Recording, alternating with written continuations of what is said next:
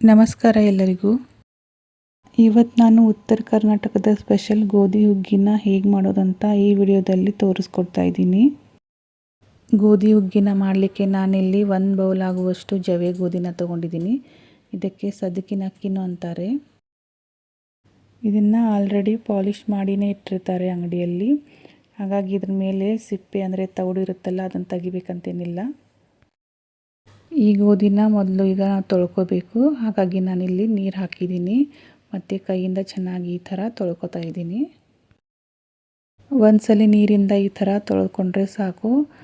ಯಾಕಂದರೆ ಸ್ವಲ್ಪ ಏನಾದರೂ ಕಸ ಕಡ್ಡಿ ಇಲ್ಲ ತೌಡಾದರೂ ಉಳಿದಿದ್ರೆ ಹೋಗುತ್ತೆ. ಹಾಗಾಗಿ ಈಗ ಗೋಧಿನ ಕುದಿಸ್ಕೋಬೇಕು. ಹಾಗಾಗಿ ನಾನಿಲ್ಲಿ ಒಂದು ಕುಕ್ಕರ್ನ ತೊಗೊಂಡಿದ್ದೀನಿ. ನಾವು ಯಾವ ಬಟ್ಲಲ್ಲಿ ಗೋಧಿನ ತೊಗೊಂಡಿದ್ದೀನೋ ಆ ಬಟ್ಲಿಂದ 6 ಬಟ್ಲಾಗುವಷ್ಟು ನಾನಿಲ್ಲಿ ನೀರನ್ನು ಹಾಕ್ತಾಯಿದ್ದೀನಿ. ಈಗ ಇದಕ್ಕೆ ನಾವು ತೊಳೆದಿಟ್ಕೊಂಡಿದ್ವಲ್ಲ ಆ ಗೋಧಿನ ಹಾಕ್ತಾಯಿದ್ದೀನಿ. ಈಗ ಕುಕ್ಕರಲ್ಲಿ ಗೋಧಿ ಹಾಕಿದ ನಂತರ ಇದರ ಲಿಡ್ನ ಕ್ಲೋಸ್ ಮಾಡಿಬಿಟ್ಟು ಇದನ್ನು ಒಂದು 6ರಿಂದ 7 ವಿಜಿಲ್ ಕೂಗಿಸ್ಕೋಬೇಕು. ಗೋಧಿ ಬೇಯಬೇಕಾದ್ರೆ ಸ್ವಲ್ಪ ಸಮಯ ತಗುತ್ತೆ. ಹಾಗಾಗಿ ಒಂದು ಸ್ವಲ್ಪ ಹೆಚ್ಚು ವಿಜಿಲ್ನ ಕೂಗಿಸ್ಕೊಳ್ಳಿ. ಇಲ್ಲಿ ನಾನು ಕುಕ್ಕರ್ನ 6 ವಿಜಿಲ್ ಕೂಗಿಸ್ಕೊಂಡಿದ್ದೀನಿ. ಸ್ವಲ್ಪ ಕುಕ್ಕರ್ ತಣ್ಣಗಾದ ನಂತರ ನಿಮಗೆ ಓಪನ್ ಮಾಡಿ ತೋರಿಸ್ತಾ ಇದ್ದೀನಿ. ನೋಡಿ, ಗೋಧಿ ಚೆನ್ನಾಗಿ ಬೆಂದಿದೆ. ಈಗಿದು ಕಾಳಾಗಿ ಇರಬಾರ್ದು. ಹಾಗಾಗಿ ಇದನ್ನು ಒಂದು ಮ್ಯಾಶರಿಂದ ಮ್ಯಾಶ್ ಮಾಡ್ಕೋಬೇಕು.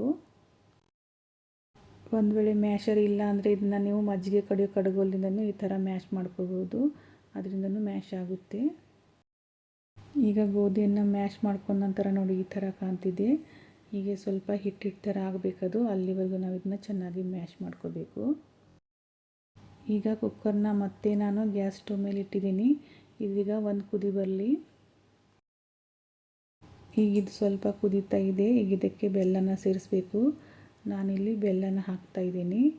ನಾನಿಲ್ಲಿ 1 ಬಟ್ಲಾಗುವಷ್ಟು ಗೋಧಿ ತೊಗೊಂಡಿದ್ದೀನಿ. ಅದಕ್ಕೆ 2 ಬಟ್ಲಾಗುವಷ್ಟು ಬೆಲ್ಲನ ಹಾಕ್ತಾಯಿದ್ದೀನಿ. ನಾನು ಯಾವ ಬಟ್ಲಿಂದ ಗೋಧಿನ ತೊಗೊಂಡಿದ್ದೀನೋ ಅದೇ ಬಟ್ಲಲ್ಲಿ 2 ಬಟ್ಲಾಗುವಷ್ಟು ಬೆಲ್ಲನ ಇದಕ್ಕೆ ಹಾಕಿದ್ದೀನಿ. ಗೋಧಿ ಹುಗ್ಗಿ ಸ್ವಲ್ಪ ಸಿಹಿಯಾಗಿದ್ರೇ ಚೆನ್ನಾಗಿರುತ್ತೆ. ಹಾಗಾಗಿ ಇಲ್ಲಿ ಬೆಲ್ಲನ 1 ಬಟ್ಲು ಗೋಧಿಗೆ 2 ಬಟ್ಲಾಗುವಷ್ಟು ಬೆಲ್ಲ ಹಾಕ್ಕೊಳ್ಳಿ. ಈಗ ಬೆಲ್ಲ ಹಾಕಿದ ನಂತರ ಎಲ್ಲ ಹೀಗೆ ಚೆನ್ನಾಗಿ ಮಿಕ್ಸ್ ಮಾಡಬೇಕು. ಬೆಲ್ಲನ ಪೂರ್ತಿಯಾಗಿ ಕರಗಿಸ್ಕೋಬೇಕು. ಮಧ್ಯದಲ್ಲಿ ನೀವು ಈ ಥರ ಒಂದು ಸೌಟಿಂದ ಹೀಗೆ ತಿರುಗ್ತಾನೆ ಇರಬೇಕು. ಇಲ್ಲಾಂದರೆ ಅದು ತಳ ಹಿಡಿದು ಬಿಡುತ್ತೆ. ನೋಡಿ, ಇಲ್ಲಿ ಬೆಲ್ಲ ಪೂರ್ತಿಯಾಗಿ ಕರಗಿದೆ. ಬೆಲ್ಲ ಕರಗಿದ ನಂತರ ಮತ್ತೆ ಸ್ವಲ್ಪ ತೆಳುವಾಗಿದೆ ಇದು ಹುಗ್ಗಿ. ಈಗ ಇದಕ್ಕೆ ಕೊಬ್ಬರಿನ ಸೇರಿಸ್ತಾ ಇದ್ದೀನಿ. ನಾನಿಲ್ಲಿ ಹಸಿ ಕೊಬ್ಬರಿನ ಚಿಕ್ಕದಾಗಿ ತುಂಡುಗಳಾಗಿ ಮಾಡ್ಕೊಂಡು ತೊಗೊಂಡಿದ್ದೀನಿ. ಹೀಗೆ ಕೊಬ್ಬರಿ ಹಾಕೋದ್ರಿಂದ ನಾವು ಹುಗ್ಗಿ ತಿನ್ನುವಾಗ ಅದರ ಟೇಸ್ಟ್ ತುಂಬ ಚೆನ್ನಾಗಿ ಬರುತ್ತೆ. ನಾನಿಲ್ಲಿ ಸ್ವಲ್ಪ ಖಾರಿಕನ್ನ ಚಿಕ್ಕದಾಗಿ ಕಟ್ ಮಾಡ್ಕೊಂಡಿದ್ದೀನಿ. ಅದನ್ನು ಸೇರಿಸ್ತಾ ಇದ್ದೀನಿ. ಈಗ ಇದನ್ನು ಚೆನ್ನಾಗಿ ಮಿಕ್ಸ್ ಮಾಡ್ಕೊಳ್ಳೋಣ ಮತ್ತು ಕುದಿಸ್ಕೊಳ್ಳೋಣ. ಗೋಧಿ ಹುಗ್ಗಿನ ಚೆನ್ನಾಗಿ ಕುದಿಸ್ಕೋಬೇಕು. ನಾವು ಎಷ್ಟು ಚೆನ್ನಾಗಿ ಕುದಿಸ್ಕೋತೀವೋ ಅಷ್ಟು ಟೇಸ್ಟು ಚೆನ್ನಾಗಿ ಬರುತ್ತೆ. ಒಂದು ಕಡೆ ಗೋಧಿ ಹುಗ್ಗಿ ಕುದೀತಾ ಇರಲಿ. ಇನ್ನೊಂದು ಕಡೆ ಗ್ಯಾಸ್ ಸ್ಟವ್ ಮೇಲೆ ನಾನಿಲ್ಲಿ ಒಂದು ಪಾತ್ರೆನ ಇಟ್ಟಿದ್ದೀನಿ. ಅದಕ್ಕೆ ಅರ್ಧ ಟೇಬಲ್ ಸ್ಪೂನ್ ಆಗುವಷ್ಟು ಗಸಗಸೆನ ಹಾಕಿದ್ದೀನಿ. ಗಸಗಸೆನ ಚೆನ್ನಾಗಿ ಚಟಪಟ ಅನ್ನೋವರೆಗೂ ನೋಡಿ ಈ ಥರ ಹುರ್ಕೋಬೇಕು. ಈಗ ಅದೇ ಪಾತ್ರೆಗೆ ನಾನು 2 ಸ್ಪೂನ್ ಆಗುವಷ್ಟು ತುಪ್ಪನ ಹಾಕಿದ್ದೀನಿ.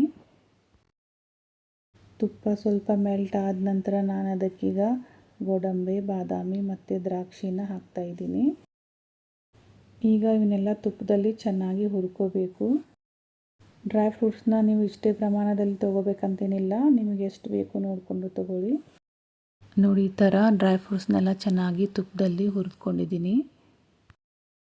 ಈಗ ಈ ಕಡೆ ಹುಗ್ಗಿನೂ ಕುದೀತಾ ಇದೆ. ಈಗ ಇದಕ್ಕೆ ನಾನು ಹುರಿದ್ಕೊಂಡಿರೋ ಗಸಗಸೆನ ಹಾಕ್ತಾಯಿದ್ದೀನಿ. ಹಾಗೆಯೇ ಇಲ್ಲಿ 1 ಟೀ ಸ್ಪೂನ್ ಆಗುವಷ್ಟು ಶುಂಠಿ ಮತ್ತು 1 ಟೀ ಸ್ಪೂನ್ ಆಗುವಷ್ಟು ಜಾಯಿಕಾಯಿ ಪೌಡರ್, ಹಾಗೆ 1 ಟೀ ಸ್ಪೂನ್ ಆಗುವಷ್ಟು ಏಲಕ್ಕಿ ಪೌಡರ್ನ ಹಾಕ್ತಾಯಿದ್ದೀನಿ. ಈಗ ಇದನ್ನು ಒಮ್ಮೆ ಚೆನ್ನಾಗಿ ಮಿಕ್ಸ್ ಮಾಡ್ಕೋಬೇಕು. ಬೆಲ್ಲ ಹಾಕಿದ ನಂತರ ಇಲ್ಲಿ ಟೋಟಲ್ ಆಗಿ ನಾನು ಹುಗ್ಗಿನ ಒಂದು 15 ನಿಮಿಷ ಲೋ ಫ್ಲೇಮಲ್ಲಿ ಕುದಿಸ್ಕೊಂಡಿದ್ದೀನಿ.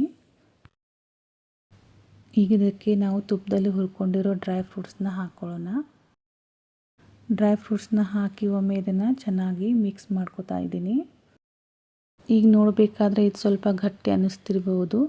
ಇದಕ್ಕೆ ಹಾಲು ಹಾಕಿದ ನಂತರ ಇದು ಮತ್ತೆ ಸ್ವಲ್ಪ ತೆಳುವಾಗುತ್ತೆ. ಈಗ ಇದಕ್ಕೆ ನಾನು 1/4 ಲೀಟ್ರ್ ಆಗುವಷ್ಟು ಹಾಲನ್ನು ಸೇರಿಸ್ತಾ ಇದ್ದೀನಿ. ಇದಕ್ಕೆ ಬಿಸಿ ಹಾಲನ್ನೇ ಹಾಕಿ, ತಣ್ಣಗಾಗಿರೋ ಹಾಲನ್ನು ಹಾಕಕ್ಕೆ ಹೋಗಬೇಡಿ. ಹಾಲು ಹಾಕಿದ ನಂತರ ಒಮ್ಮೆ ಇದನ್ನು ಚೆನ್ನಾಗಿ ಮಿಕ್ಸ್ ಮಾಡ್ಕೋಬೇಕು. ಹಾಗೆಯೇ ಹಾಲು ಹಾಕಿದ ನಂತರ ಒಂದು ಕುದಿ ಬರೋವರೆಗೂ ಇದನ್ನು ಕುದಿಸ್ಕೊಂಡ್ರೆ ಸಾಕು, ಜಾಸ್ತಿ ಕುದಿಸೋದು ಬೇಡ. ನೋಡಿ, ಗೋಧಿ ಹುಗ್ಗಿ ರೆಡಿ ಆಯಿತು. ಇದನ್ನು ತಿನ್ನಬೇಕಾದ್ರೆ ಮತ್ತೆ ಸ್ವಲ್ಪ ತುಪ್ಪ ಮತ್ತು ಹಾಲು ಹಾಕ್ಕೊಂಡು ತಿಂದರೆ ತುಂಬಾ ರುಚಿಯಾಗಿರುತ್ತೆ. ಈಗ ಇದನ್ನು ಒಂದು ಬೌಲಿಗೆ ಸರ್ವ್ ಮಾಡ್ಕೊಳ್ಳೋಣ. ಈಗ ಒಂದಾದ ನಂತರ ಒಂದು ಹಬ್ಬಗಳು ಬರೋದಕ್ಕೆ ಸ್ಟಾರ್ಟ್ ಆಗಿದೆ. ದೇವ್ರ ನೈವೇದ್ಯಕ್ಕೆ ಈ ಥರ ಹುಗ್ಗಿನ ಒಮ್ಮೆ ಟ್ರೈ ಮಾಡಿ ನೋಡಿ. ಇದರಲ್ಲಿ ಗೋಧಿ, ಬೆಲ್ಲ ಮತ್ತು ಡ್ರೈ ಫ್ರೂಟ್ಸ್ ಹಾಕಿರೋದ್ರಿಂದ ಇದು ತುಂಬಾ ಹೆಲ್ದಿಯಾಗಿರೋ ರೆಸಿಪಿ. ಇವತ್ತಿನ ಗೋಧಿ ಹುಗ್ಗಿ ರೆಸಿಪಿ ನಿಮಗೆಲ್ಲ ಇಷ್ಟವಾಗಿದೆ ಅಂದ್ಕೊಂಡಿದ್ದೀನಿ. ಮತ್ತೆ ಬೇರೆ ರೆಸಿಪಿಯೊಂದಿಗೆ ಭೇಟಿಯಾಗೋಣ. Thank you.